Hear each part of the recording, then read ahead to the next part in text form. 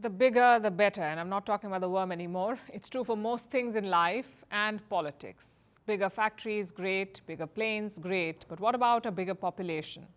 Well, that depends. It depends on the quality of that big population. That is the message for India from ratings agency Moody's. They have published a new report. It talks about India's demographic challenges. Let me quote from what they've said. The availability and scale of labor inputs alone will not drive better fiscal outcomes. Other conditions such as strong education and quality infrastructure are also key to reaping the benefits. That's what Moodys is saying, and it's not saying anything new. Population has always been linked to economic growth. A young and skilled population pushes the economy up. An old and unskilled one pulls it down. It's either a demographic dividend or a demographic bomb. So which one is India? Honestly, it could be too early to say, but this warning has come at the right time for India. This year, we surpassed China as the most populous country in the world. Our population is 1.4 billion and most of them are young. Around 50% of the population is below 25 years of age. Around 65% is below 35 years of age. That's prime working age, possibly the most productive years of an employee. But having a young population is one thing. Putting them to work is another. For that, you need both quality and quantity. Does India have that? According to this report, not yet. Let me quote again. There remains a considerable gap in the quality of education between Pakistan, Bangladesh, and India, compared with China and other peers in Southeast Asia, which contributes to labor force participation imbalances. That's what the report says. And how big is this gap? Reports say India's elementary school education is 20 years behind China. That is a big gap. India's literacy rate is around 74%. China is at 97%. And this gap persists across all levels of education, elementary, high school, and colleges. And the comparison with China is important. It's the only country that matches India in demography. Also, both had a similar starting point, the late 1940s. But there is a key difference. China's population has already peaked. The highest point was in 2022. From now on, China's population is expected to shrink. It is aging and leaving the workforce. India's case is the opposite. We did not have draconian one-child policy, so India's population will have to peak organically. And when will that happen? By 2064, according to the United Nations. By then, India's population could be 1.7 billion. That's a lot of people. The key is to give them a good education and jobs. And the type of jobs matters. You see, as a country develops, you shift from agriculture to other sectors, like factories or services. But India's pivot has been slow. Around 45% of India's workers are employed in agriculture, and farming makes up just 18% of the GDP. Do you see the problem here? India needs to put more people in non-farming sectors. And how do you do that? By improving the quality of education, by training people and imparting skills. Some of that is already being done. For instance, the government says around 50 million people have been skilled under various programs like the Skill India Mission. 50 million. But the target was 400 million. It tells you how big the challenge is. India is well placed to make a giant leap in economic growth. Investors are moving away from China. Factories are looking for new pastures. So it is the best time to capitalize. But to do that, you need skilled workers. You need a population that has both quantity and quality. And the emphasis must be on the grassroots. India's elite colleges have always been the gold standard. What we lack is primary education. Consider this. India made primary education compulsory in the year 2009. Do you know when China did it? In 1986. The gap is around 23 years. But do not worry, all is not lost. Experts say India's new education policy could bridge that gap. It could make our bigger population also better.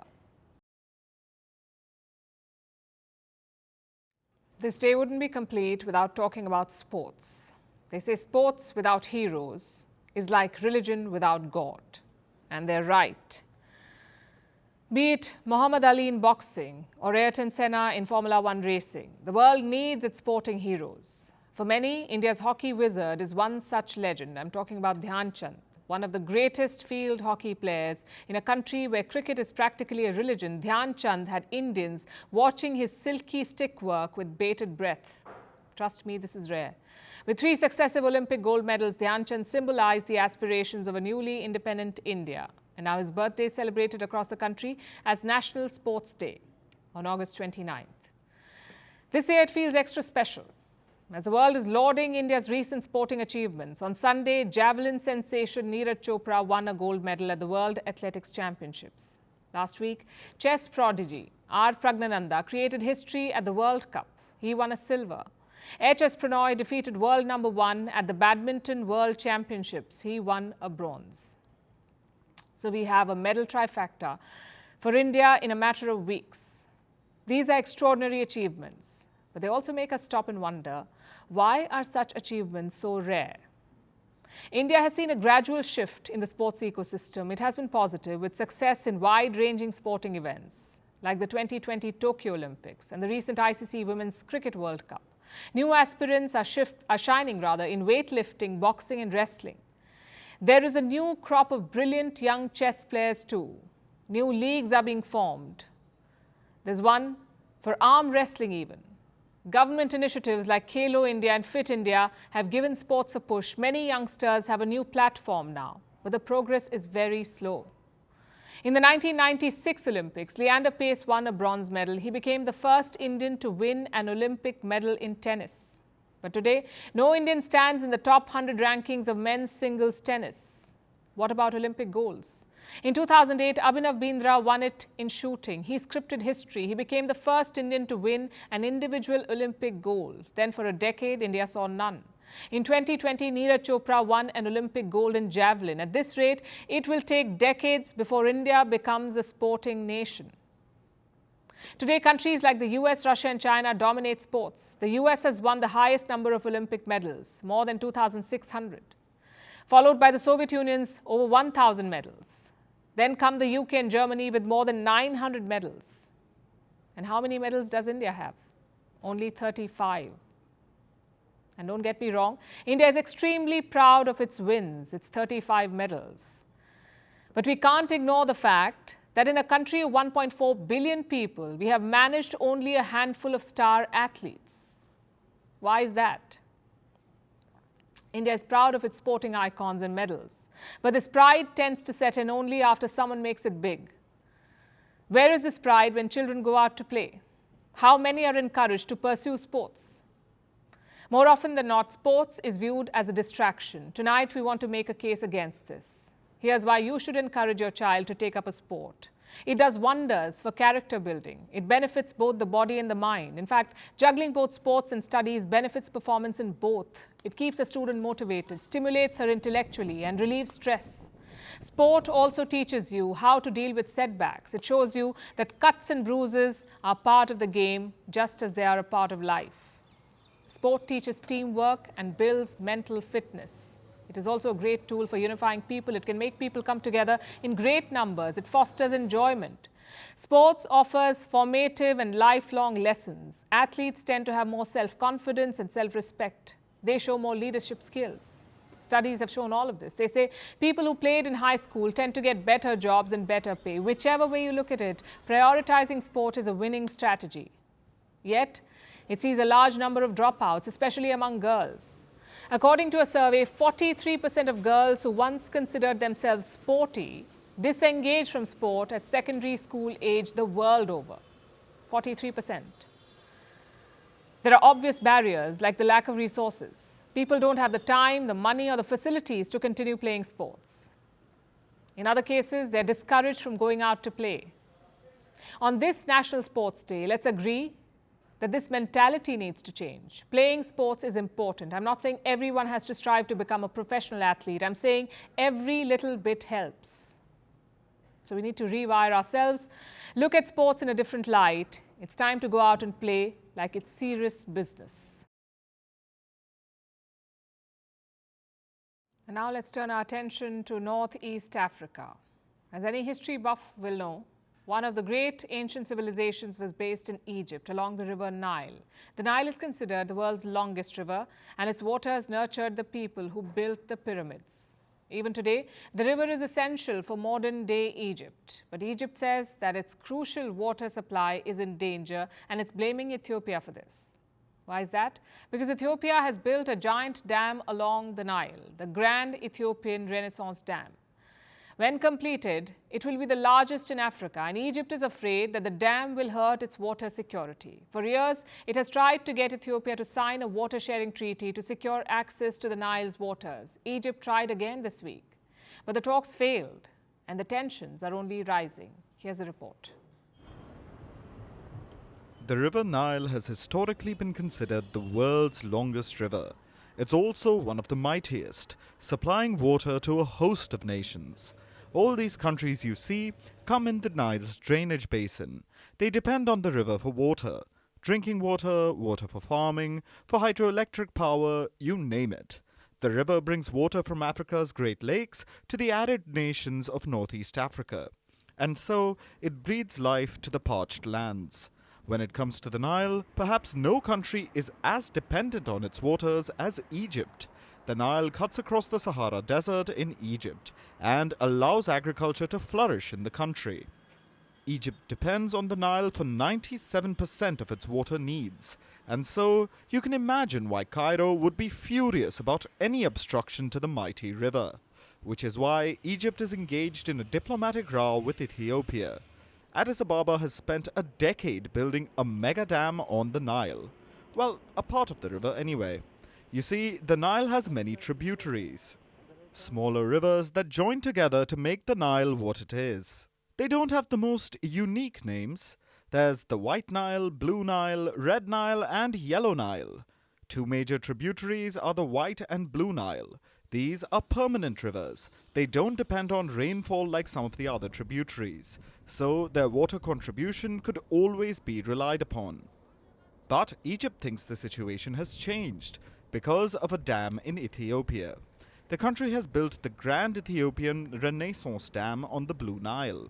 It will become Africa's largest hydroelectric dam when it's fully operational. Operations at the dam have started. They began last year, but it still isn't at full capacity. The reservoir behind the dam needs to be filled completely. It will then release water to generate electricity. This is what Egypt is afraid of, the dam getting filled. It says the dam can hamper the flow of water into the Nile. Cairo has tried to stop the dam's construction and operation. It wants to guarantee its water supply, but Ethiopia has gone ahead with its plans. The dam's reservoir is being filled in stages. The fourth stage began this June, and Ethiopia has even tried to assure Egypt. The GERD is a manifestation of equitable and reasonable use. We are certain that the GERD has immense benefits to lower riparian countries. Nonetheless, we have kept our doors open to accommodate concerns our fellow riparian countries might have. We reiterate our commitment to the African Union-led trilateral process to address any remaining concern. The talks have been ongoing for years now, with no end in sight. An important meeting was held between Egypt, Sudan, and Ethiopia this week. The two-day meet in Cairo was to discuss water guarantees. Egypt wants assurances that no matter what, its water supply won't be hampered, that even during a drought, Ethiopia won't turn off the tap. But Addis Ababa has not agreed to Cairo's terms. Sudan is the only other country downstream of the Ethiopian dam. It has mostly been on Ethiopia's side, but it too wants assurances. So all three nations, Egypt, Sudan, and Ethiopia, had gathered to work out a compromise, like they had multiple times in the past. But once again, the talks have ended in failure. Ethiopia will continue to make its dam operational. Egypt will continue to rail against it. And without an agreement, the tensions between them will keep souring in the days to come.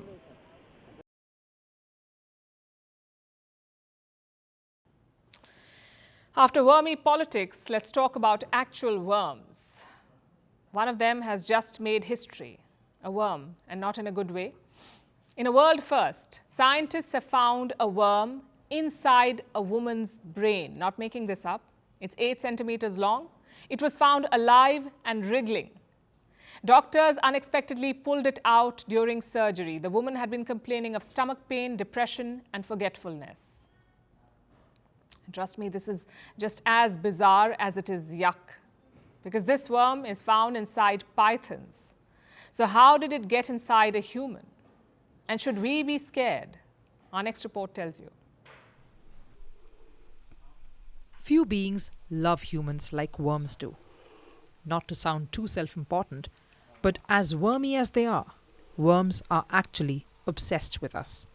They go where humans go, and lately they've been on the move. It's making people nervous, as it should.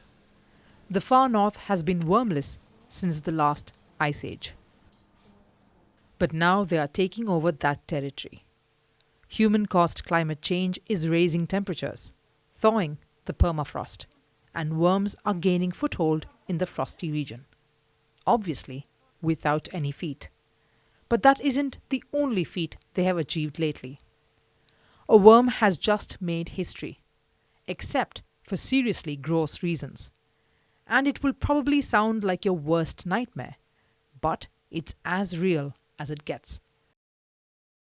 Doctors have found a live worm inside an Australian woman's brain. She is 64 years old. Since 2021, she had been visiting the hospital regularly for varied symptoms. She has dealt with pneumonia, stomach pains, fever, and night sweats. Despite treatment, she didn't get better. Nothing worked. As of last year, things only got much worse. She was now showing signs of depression and forgetfulness too. So she got a brain surgery done. And doctors never expected to find what they did. They pulled out an 8-centimeter long, bright red worm from her brain. The parasite was happily wriggling about. But if you think this is shocking, wait for the worst part. This worm is found in snakes, especially pythons, not humans. This is the first time a worm has been found in a human brain. So if the worm is usually present in snakes, how did it get inside the woman? Doctors aren't sure, but they have a theory. The woman lives near a lake where snakes are plentiful. Maybe a snake laid eggs or defecated on native grass near the lake. This grass is called warrigal greens. It's quite popular in Australia. So maybe the woman cooked and ate it, and unknowingly became a host for this parasite. The woman is currently being treated in the hospital. No human has ever been diagnosed with this parasitic infection before, so there is no sure shot treatment. For now, the doctors are experimenting with medication. But is it a sign of things to come? Thanks to climate change, our ecosystem is under threat. Animals, birds, and insects are losing their habitats. On top of that, human population is encroaching on their homes. So animals that were formerly found only in the wild are now moving into human populations. Look at the cases of bear attacks in Japanese villages, or crocodiles spotted roaming India's streets. It may make for viral videos, but this is a grave issue. The fine line separating animals and humans is thinning. And the results are in front of us. We saw it with the Nipah virus. It went from wild bats to domestic pigs to people. We saw it with the Wuhan virus. It jumped from bats to possibly a second animal and then to humans. And the consequences turned our world upside down. In the last 30 years, 30 new types of infections have been reported. 75% of them are zoonotic, meaning they are transmitted by animals to humans. So this worm inside someone's brain is nightmarish. But what it should be is a wake-up call. And now it's time for Vantage Charts, images that tell the story. American and South Korean troops are conducting joint maritime drills. This exercise is taking place off South Korea's coast. The aim is to counter North Korea's missile threats. Meanwhile, Mexican Navy seized 4 tons of cocaine in a high-speed chase. In the United States, a helicopter went out of control and crashed into an apartment complex in Florida. India celebrated the festival of Onam. The ancient Hindu festival marks the harvest of rice. And finally, we're taking you back in history. On this day, this year, In the year 2004, rather, Olympic Games returned to Greece, the country where the Olympics originated. On the 29th of August in 2004, 70,000 people gathered to watch the Olympics closing ceremony. It was a grand display of Greek culture. We're leaving you with that. Thanks very much for watching. We'll see you tomorrow.